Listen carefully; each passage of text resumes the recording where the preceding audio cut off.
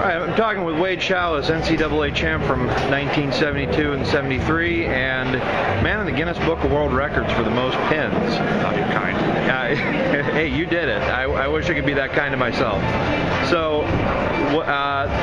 my question is the quality of wrestling on the mat, and not just the quality, but the character of the wrestling. How has it changed from your era to today?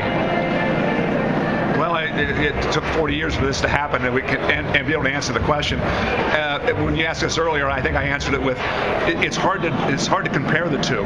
It's like comparing the muscle cars in the 1960s to the Corvettes and Camaros of today. There's some differences, but in the athletes, champions are champions.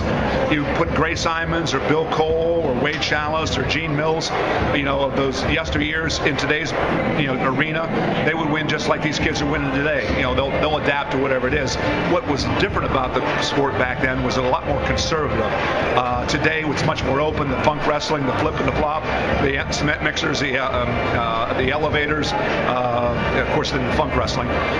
It's fabulous. It's really cool to watch it today. I did that very thing back in the early 70s, and they always said I was crazy. The junk wrestling, only Schalles can do that. Nobody else can do that. You can't teach that. Don't try it, kid. And I said, it's basic wrestling. You can teach it. It's very simple to do. And if I was to go out, not that I'm going to do that with my body today, but if I was going to go out and wrestle today, you wouldn't pick me out from anybody else out there, because what they're doing today, I was doing back in the early 70s, the funk wrestling, the cement mixers, the elevators, just dive under between the legs and come up.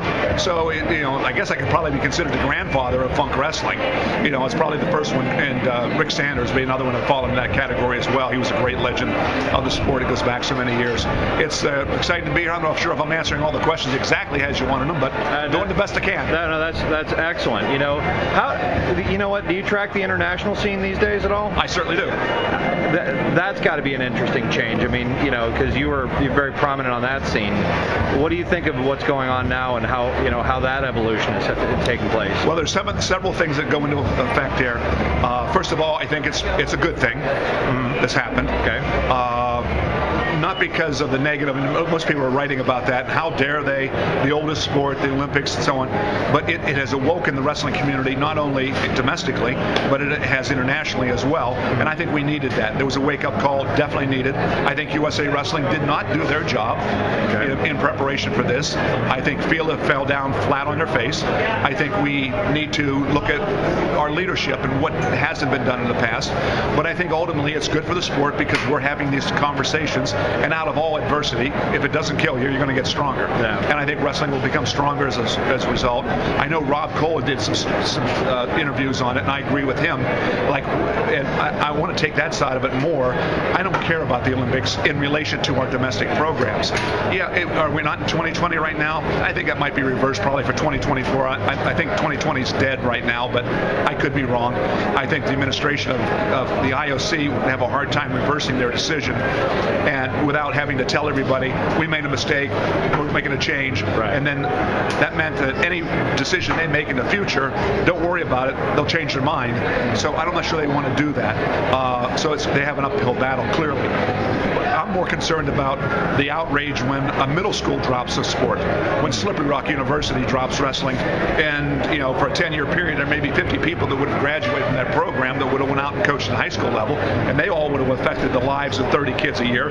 So about 20 or 2,000 kids won't have an opportunity to wrestle, in America as a result of Slippery Rock dropping the sport. But where's the outrage there? If we don't have an Olympic program, that doesn't affect our domestic program one iota.